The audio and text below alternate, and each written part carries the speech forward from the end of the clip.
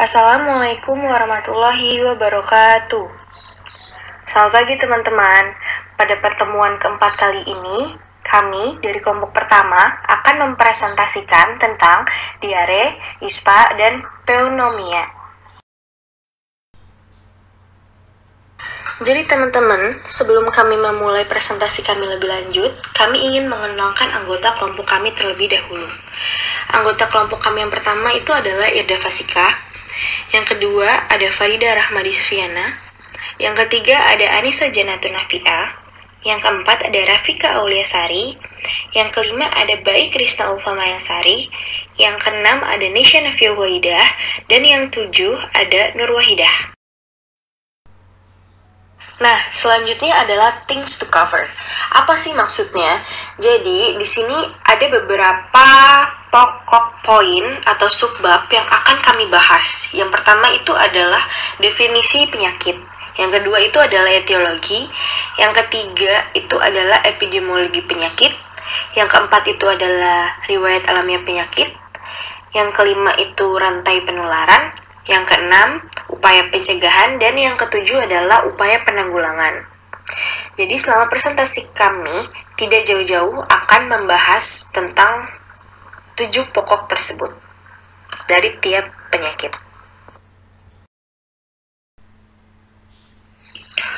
Oke teman-teman, pada bagian diare akan dibahas oleh Baik Krishna Ulfa Mayasari dan saya sendiri Nur Wahidah. Oke, langsung saja kita akan membahas definisi penyakit diare. Diare secara umum adalah buang air besar atau BAB, encer, atau bahkan dapat berupa air saja atau mencret. Biasanya, diare ini terjadi lebih dari 3 kali dalam sehari. Diare atau diarrhealdesis berasal dari bahasa Yunani yaitu diaroi, yang artinya mengalir terus. Adalah keadaan abnormal dari pengeluaran tinja yang frekuen. Penyakit ini disertai perubahan konsistensi tinja atau menjadi lebih cair atau setengah padat, dengan atau tanpa lendir ataupun darah.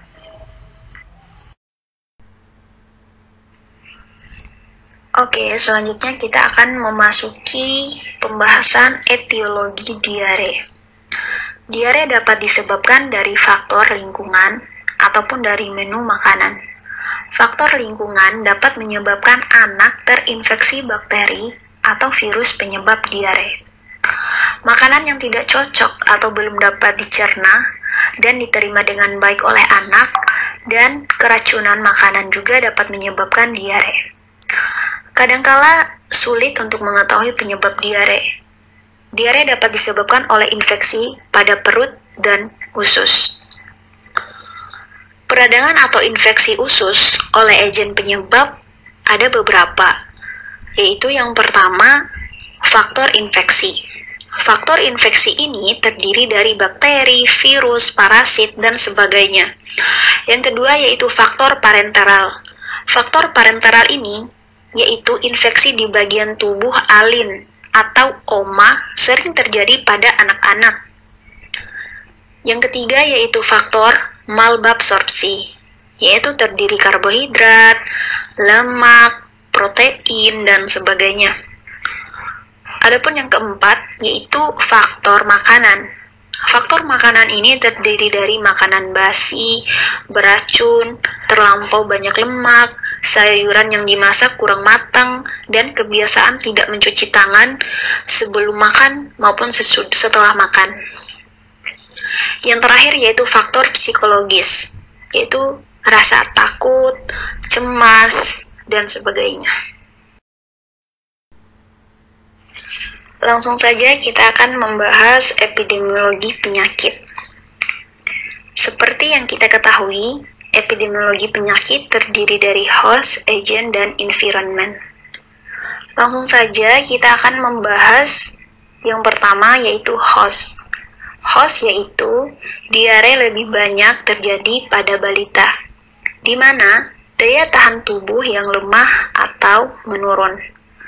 Sistem pencernaan dalam hal ini adalah lambung tidak dapat menghancurkan makanan dengan baik dan kuman tidak dapat dilumpuhkan dan betah tinggal di dalam lambung, sehingga mudah bagi kuman untuk menginfeksi saluran pernapasan. Jika terjadi hal demikian, akan timbul berbagai macam penyakit, termasuk diare. Yang kedua yaitu agen. Agen merupakan penyebab terjadinya diare. Jelas disebabkan oleh berbagai faktor, yaitu faktor infeksi karena faktor kuman, malabsorpsi, dan faktor makanan. Aspek yang paling banyak terjadi diare pada balita yaitu infeksi kuman dan patogenik atau memanfaatkan kesempatan ketika kondisi lemah. Yang ketiga yaitu environment. Faktor lingkungan sangat menentukan dalam hubungan interaksi antara penjamu atau host dengan faktor agen atau penyebab. Lingkungan dapat dibagi menjadi dua, yaitu yang pertama, lingkungan biologis atau flora dan fauna yang bersifat biotik, mikroorganisme penyebab penyakit, reservoir penyakit, infeksi, binatang atau tumbuhan. Faktor pembawa penyakit, tumbuhan dan binatang pembawa sumber bahan makanan, obat, dan lainnya. Yang kedua yaitu lingkungan fisik yang bersifat abiotik, yaitu terdiri dari udara, keadaan tanah, geografi, air, dan zat kimia. Pencemaran lingkungan mempengaruhi perkembangan agen yang berdampak pada host, sehingga mudah untuk timbul berbagai macam penyakit, termasuk diare. Oke, selanjutnya kita akan membahas riwayat alamiah penyakit, di mana ada 3 riwayat alamiah penyakit, yaitu yang pertama, tahap prepatogenesis, yang kedua, tahap patogenesis, dan yang ketiga, tahap postpatogenesis. Pada tahap pertama, tahap prepatogenesis disebabkan oleh mikroorganisme, baik bakteri, parasit, maupun virus, di antaranya rotavirus, E. coli, dan Shigella. Penyebaran mikroorganisme ini dapat terjadi melalui jalan fekal atau tinja dan oral. Pada tahap ini, belum ditemukan tanda-tanda penyakit. Bila daya tahan tubuh penjamu baik, maka tubuh tidak terserang penyakit. Dan apabila daya tubuh penjamu lemah, maka sangat mudah bagi virus masuk ke dalam tubuh. Yang kedua yaitu tahap patogenesis. Tahap patogenesis terdiri dari tahap inkubasi dan tahap penyakit dini.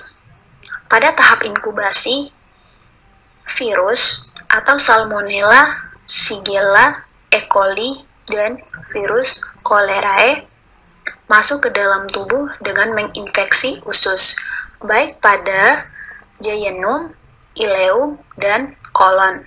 Setelah virus menginfeksi usus, virus menembus sel dan mengadakan lisis. Kemudian, virus berkembang dan memproduksi enterotoksin. Masa inkubasi biasanya sekitar 2-4 hari.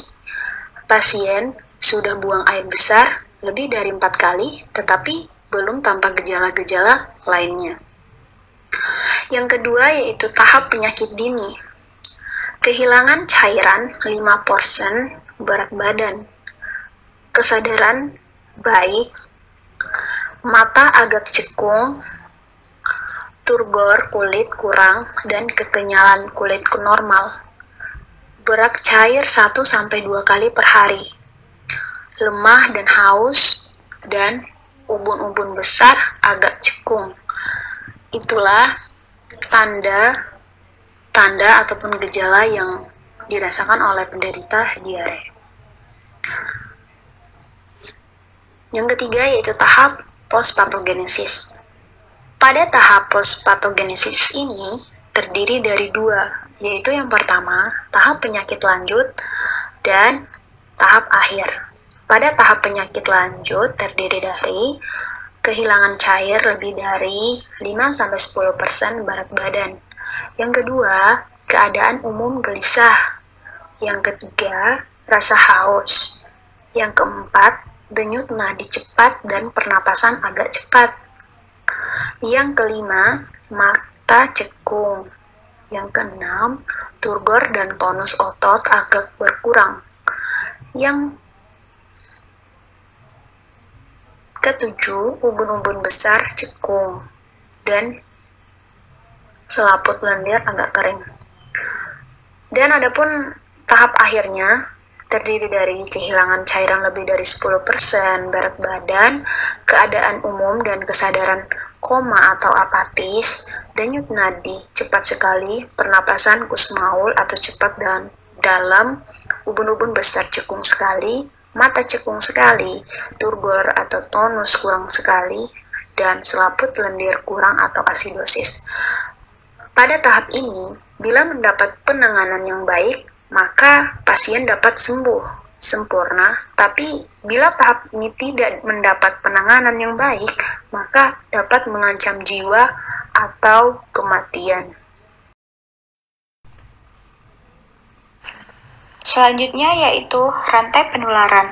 Penyakit ini dapat terjadi karena kontak dengan tinja yang terinfeksi secara langsung, seperti yang pertama, melalui mulut dan anus dengan perantara lingkungan dan perilaku yang tidak sehat.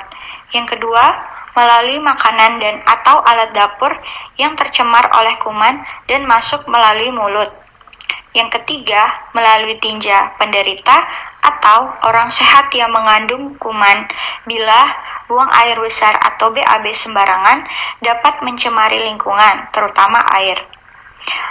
Yang keempat, melalui ASI yang tidak diberikan secara penuh 4-6 bulan pada pertama kehidupan.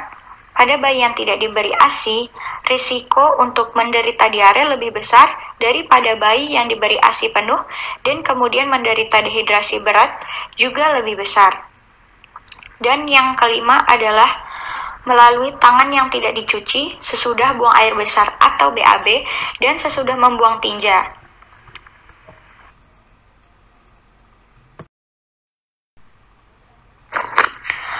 Selanjutnya adalah upaya pencegahan. Penyakit diare dapat dicegah melalui yang pertama, menggunakan air bersih. Tanda-tanda air bersih seperti tidak berwarna, tidak berbau, dan tidak berasa. Yang kedua adalah memasak air sampai mendidih sebelum diminum untuk mematikan sebagian besar kuman penyakit. Yang ketiga, membuang tinja bayi dan anak-anak dengan benar. Yang keempat, tutup makanan dan minuman yang disediakan di meja. Yang kelima, setiap kali habis pergi, usahakan selalu mencuci tangan, kaki, dan muka. Yang keenam, biasakan anak untuk makan di rumah dan tidak jajan di sembarang tempat. Kalau bisa, membawa makanan sendiri saat berangkat ke sekolah. Yang ketujuh, buatlah sarana sanitasi dasar yang sehat di lingkungan tempat tinggal, seperti air bersih dan jamban atau WC yang memadai. Yang terakhir adalah pembuatan jamban harus sesuai persyaratan sanitasi standar. Misalnya, jarak antara jamban atau juga jamban tetangga dengan sumur atau sumber air sedikitnya 10 meter agar tidak terkontaminasi. Dengan demikian, warga bisa menggunakan air bersih untuk keperluan sehari-hari, untuk memasak, mandi, dan sebagainya. Yang terakhir adalah upaya penanggulangan. Penanggulangan kekurangan cairan merupakan tindakan pertama dalam mengatasi pasien diare. Hal sesederhana seperti meminumkan banyak air putih atau oral rehydration solution atau ORS seperti Oralit harus cepat dilakukan. Pemberian ini segera apabila gejala diare sudah mulai timbul dan kita dapat melakukannya sendiri di rumah. Kesalahan yang sering terjadi adalah pemberian ORS baru dilakukan setelah gejala dehidrasi nampak. Adapun penata laksanaan yang dapat dilakukan adalah sebagai berikut. Yang pertama, banyak minum. Yang kedua adalah rehidrasi perinfus. Yang ketiga, antibiotika yang sesuai. Yang keempat, diet tinggi protein dan rendah residu. Yang kelima, obat antikolinergik untuk menghilangkan kejang abdomen. Yang keenam, tintura, opium, dan paregorik untuk mengatasi diare atau obat lain. Yang ketujuh, transfusi bila terjadi perdarahan. Yang kedelapan, pembedahan bila terjadi perforasi. Yang kesembilan, observasi keseimbangan cairan. Dan yang terakhir adalah cegah komplikasi. Oke teman-teman, mengenai infeksi saluran pernafasan akut atau ISPA akan dibahas oleh Farida Rahmadi Sufiana dan saya sendiri, Nesya Nafia Waidah. Oke, yang pertama yang akan kami bahas adalah definisi penyakit. Apa itu ISPA? Apa itu infeksi saluran pernafasan akut? ISPA itu adalah infeksi saluran pernafasan yang dapat berlangsung sampai 14 hari pada organ pernafasan berupa hidung sampai gelembung paru beserta organ-organ di sekitarnya seperti sinus, ruang telinga tengah, dan selaput paru. Oh ya teman-teman, ISPA itu dapat dibedakan menjadi dua bagian. Yang pertama itu adalah ISPA bagian atas dan ISPA pada bagian bawah. ISPA pada bagian atas adalah infeksi saluran pernafasan akut yang berada di atas laring. Apa aja sih bagian-bagian yang berada di atas laring itu? Bagian tersebut adalah meliputi rinitis, faringitis, tonsilinitis, sinusitis, dan otitis medis. Nah, sedangkan ISPA pada bagian bawah adalah infeksi saluran pernafasan akut dari bagian laring ke bawah. Apa aja sih bagian-bagian tersebut? Bagian tersebut itu terdiri dari epiglotitis, bronkitis, bronkiolitis, dan pneumonia. Oh ya teman-teman, infeksi saluran pernafasan akut atau ISPA ini merupakan salah satu penyebab kematian yang paling sering terjadi pada balita, khususnya di negara berkembang. Dan di Indonesia sendiri, ISPA itu paling sering ditemukan kejadiannya pada balita, dan diperkirakan kasus ISPA di Indonesia sendiri itu bisa mencapai 10-20% per tahun. Oke, next yang akan kita bahas itu adalah etiologi dari ISPA. Seperti yang telah kita ketahui dan telah kita bahas di definisi penyakit, ISPA itu disebabkan oleh adanya infeksi pada bagian saluran pernafasan kan? Nah, ISPA itu dapat disebabkan oleh bakteri, jamur, virus, dan polusi udara. Nah, ISPA yang disebabkan oleh bakteri paling sering nih ditemuin itu adalah bakteri Streptococcus pneumoniae.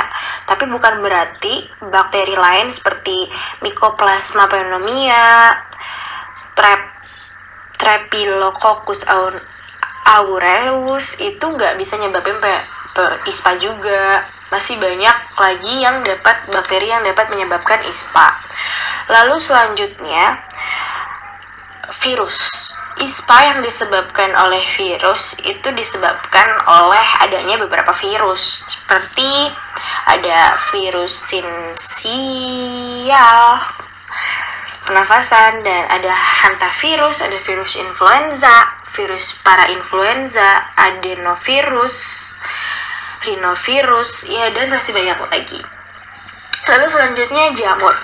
ISPA yang disebabkan oleh jamur itu karena adanya jamur candidiasis, ada jamur histoplasmosis, ada jamur aspergillosis, dan masih banyak lagi.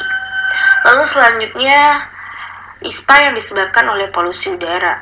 Banyak banget polusi, macam-macam polusi udara yang dapat menyebabkan infeksi saluran pernafasan akut. Di antaranya itu adalah asap rokok, of course. Asap rokok itu sangat berbahaya seperti yang kita telah ketahui ya teman-teman. Makanya please jangan ngerokok dan stop ngerokok bagi yang masih ngerokok. Lalu selanjutnya itu ada asap pembakaran di rumah tangga dan asap kendaraan bermotor, dan seperti buangan-buangan industri dan kebakaran hutan juga dapat menyebabkan polusi udara. Selanjutnya, saya akan menjelaskan tentang epidemiologi penyakit. Epidemiologi penyakit biasanya kita kenal sebagai segitiga epidemiologi. Terdiri dari agent, host, dan environment. Pertama, saya akan menjelaskan tentang agent. Agent adalah faktor penyebab terjadinya sakit. Dapat berupa unsur hidup atau mati. Pada kasus ISPA, agen dari masalah kesehatan ini adalah adanya virus, yaitu virus influenza, parainfluenza, adenovirus, respiratory syncytial virus, dan rhinovirus. Jika virus tersebut ada pada tubuh seseorang, hal ini dapat menjadi faktor penyebab terjadinya ISPA. Kemudian, host atau penjamu. Host atau penjamu adalah semua faktor yang terdapat pada diri manusia yang dapat mempengaruhi perjalanan penyakit yang terdiri dari umur. Umur memiliki pengaruh yang cukup besar untuk menyebabkan terjadinya ISPA. Oleh sebab itu, kejadian ISPA pada bayi dan balita lebih tinggi dibandingkan dengan orang dewasa. Hal ini biasanya terjadi karena bayi dan balita memiliki sistem imun atau kekebalan tubuh yang belum terbentuk sempurna, sehingga mereka lebih rentan mengalami penyakit. Berbeda dengan orang dewasa yang sudah memiliki sistem imun atau kekebalan tubuh yang lebih optimal, sehingga mereka tidak mudah mengalami sakit. Kemudian, jenis kelamin. Berdasarkan penelitian dari berbagai negara, faktor resiko yang dapat meningkatkan insiden ISPA adalah anak dengan jenis kelamin laki-laki. Hal ini terjadi karena anak laki-laki lebih banyak melakukan aktivitas di luar rumah dibandingkan dengan anak perempuan, sehingga anak laki-laki lebih rentan mengalami infeksi saluran pernafasan akut. Kemudian, status gizi. Apabila seorang anak mengkonsumsi makanan yang bergizi, mereka akan memiliki sistem imun yang baik dan tidak mudah mengalami sakit. Berbeda dengan anak yang tidak mengkonsumsi makanan yang bergizi, tubuhnya menjadi lemah dan memiliki sistem imun yang rendah, sehingga mereka lebih mudah terserang penyakit. Kemudian, saya akan menjelaskan tentang environment. Environment adalah kondisi lingkungan yang dapat mempengaruhi perkembangan suatu penyakit. Pada masalah ISPA, kondisi lingkungan dipengaruhi oleh yang pertama, kepadatan hunian tidur. Hunian tidur sebaiknya tidak digunakan lebih dari 2 orang dalam satu ruangan. Harus memiliki bangunan yang luas dan tidak sempit, agar oksigen dapat masuk ke dalam ruangan. Jika ruangan sempit dan tidak dapat oksigen, penghuninya akan rentan mengalami infeksi saluran akut. Penggunaan anti nyamuk bakar. Penggunaan anti nyamuk bakar dapat menyebabkan gangguan saluran pernafasan, serta dapat merusak mekanisme pertahanan paru-paru, sehingga mempermudah timbulnya gangguan pernafasan. Kemudian, keberadaan rokok. Hal ini biasanya terjadi karena banyaknya prevalensi perokok pasif pada bayi dan balita. Hal ini disebabkan karena bayi dan balita tinggal bersama dengan orang tua mereka yang perokok.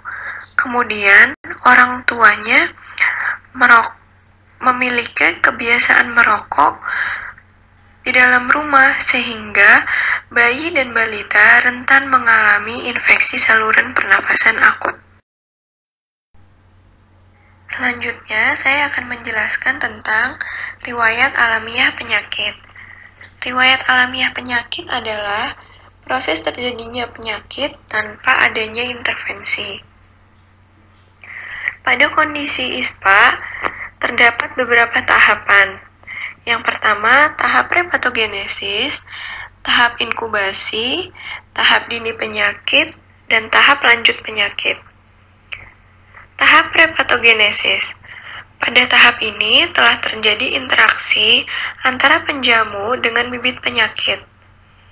Namun, bibit penyakit berada di luar tubuh dan belum masuk ke dalam tubuh penjamu. Pada kondisi ISPA, hal ini ditandai dengan adanya virus atau bakteri yang menjadi faktor penyebab terjadinya ISPA. Tanpa disadari, virus atau bakteri ini sudah berinteraksi dengan penjamu. Namun, virus atau bakteri ini masih berada di luar tubuh penjamu dan belum menunjukkan gejala atau reaksi. Kemudian, tahap inkubasi. Pada tahap ini, bibit penyakit sudah masuk ke dalam tubuh penjamu, namun belum menunjukkan adanya gejala. Pada kondisi ISPA, virus sudah masuk ke dalam tubuh dan mulai merusak lapisan epitel dan lapisan mukosa dalam tubuh penjamu. Namun, hal tersebut belum menunjukkan gejala yang signifikan.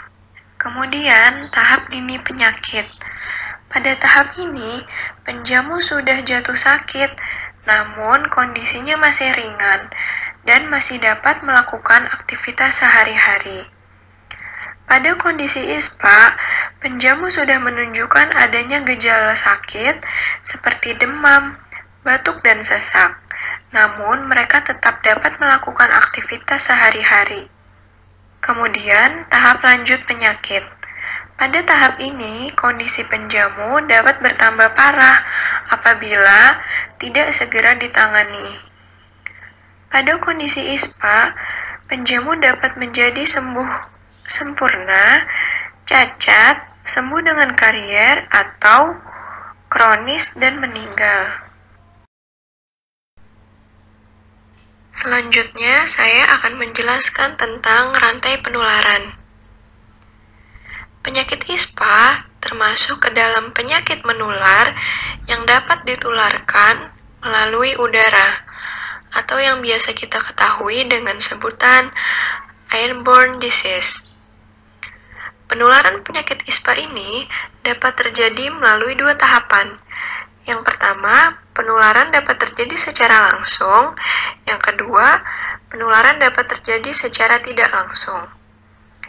Penularan secara langsung terjadi apabila penderita ISPA menyebarkan virus atau bakteri melalui udara pada saat batuk, bersin, atau dalam bentuk droplet. Yang kedua, penularan tidak langsung terjadi apabila penderita ISPA memegang atau menggunakan benda yang telah terkena sekresi melalui saluran pernafasan. Oke, next yang akan kita bahas itu adalah upaya pencegahan. Nah, dalam upaya pencegahan ini terdapat strategi pencegahan, ya kan?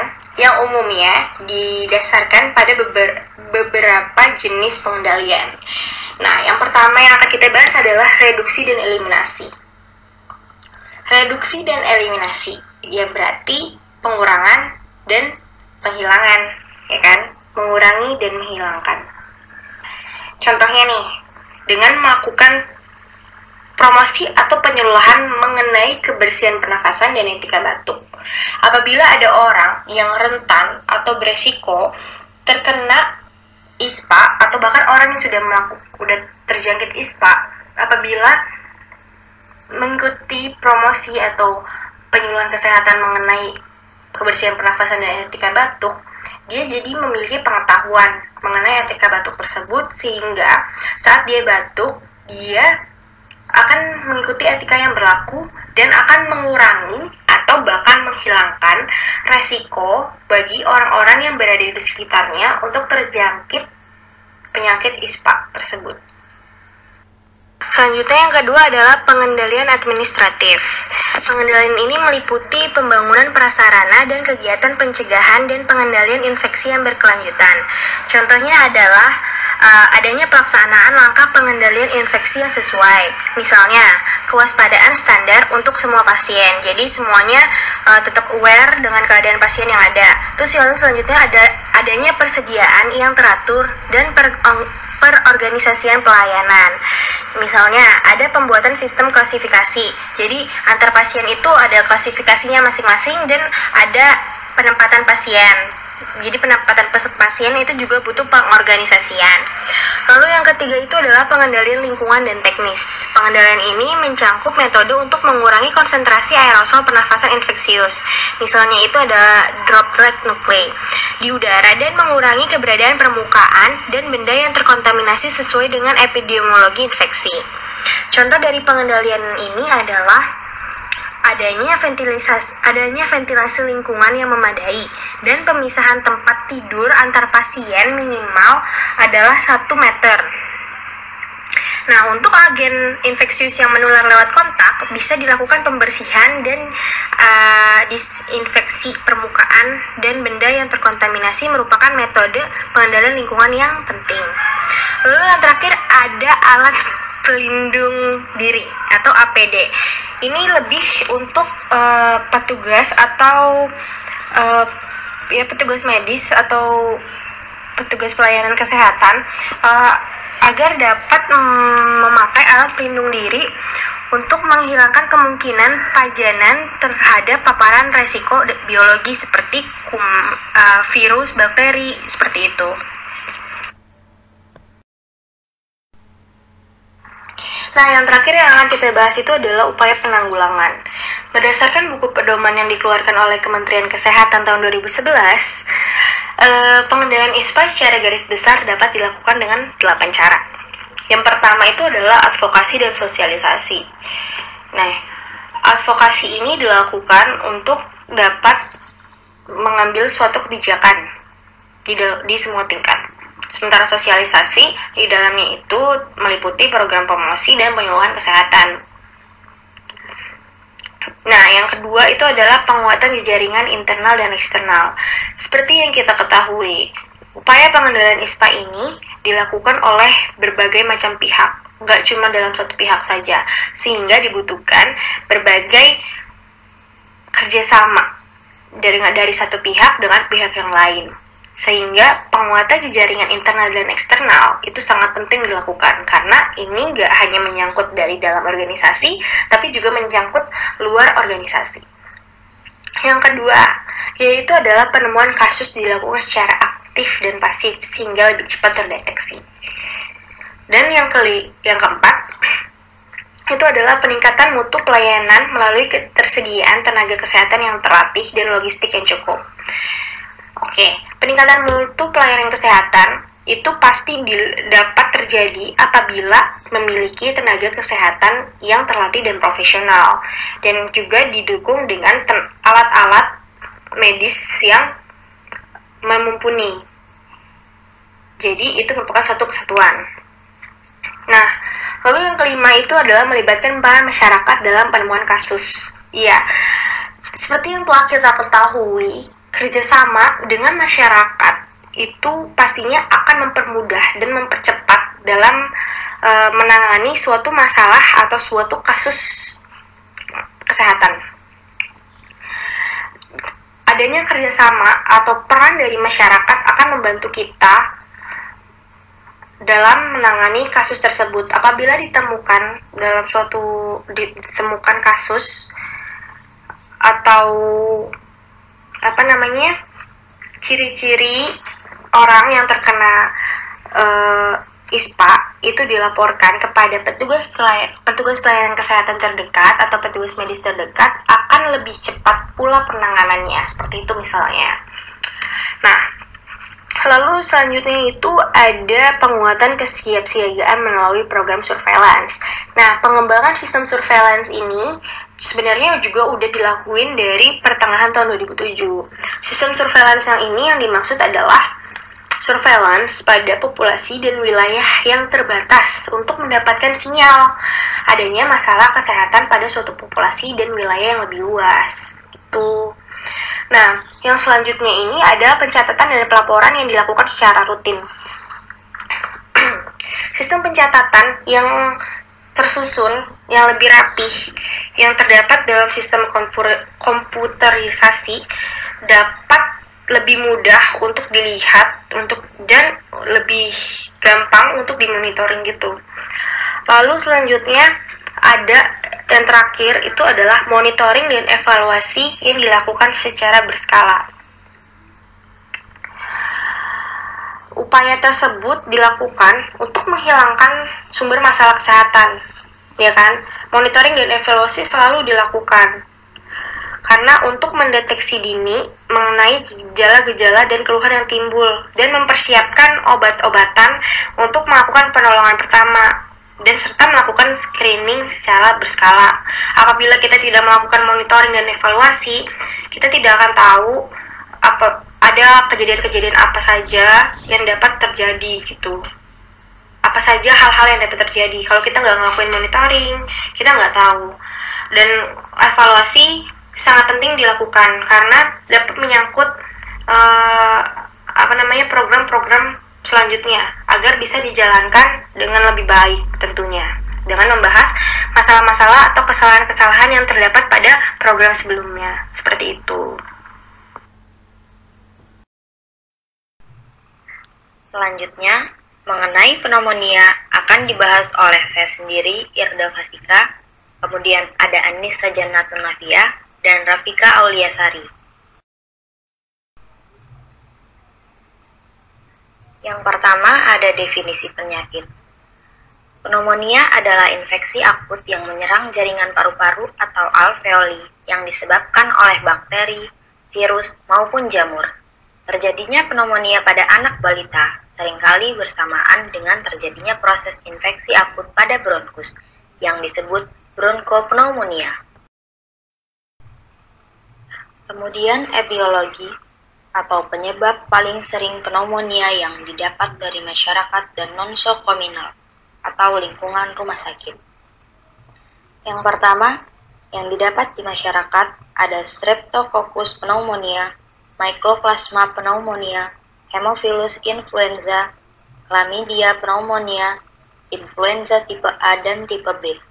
Yang kedua, yang didapat di rumah sakit ada Bacillus usus gram negatif, Pseudomonas aeruginosa, Staphylococcus aureus, dan anaerob oral.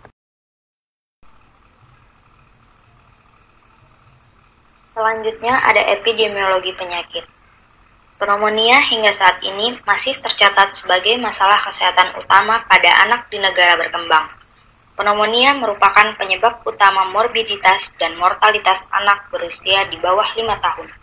Diperkirakan hampir 1/5 kematian anak di seluruh dunia, lebih kurang 2 juta anak balita, meninggal setiap tahun akibat pneumonia. Sebagian besar terjadi di Afrika dan di Asia Tenggara.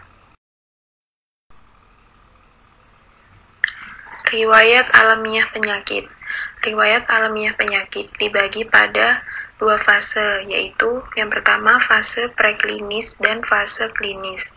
Pada fase preklinis meliputi 1. Biologi onset of disease. Pada tahap ini tidak bisa diidentifikasi terjadinya penyakit. Yang kedua, patologi evidence of disease if so. Pada tahap ini menunjukkan terjadinya kemajuan proses penyakit secara patologik. Yang ketiga, sign and symptom of disease. Pada tahap ini, tanda dan gejala penyakit berkembang pada penderita. Yang kedua itu pada fase klinis terdiri dari 1. Medical care so. Pada tahap ini, penderita mulai mencari pengobatan. Yang kedua, diagnosis. Pada tahap ini telah diketahui diagnosa penyakit. Yang ketiga, treatment. Pada tahap ini, penderita mendapat pengobatan.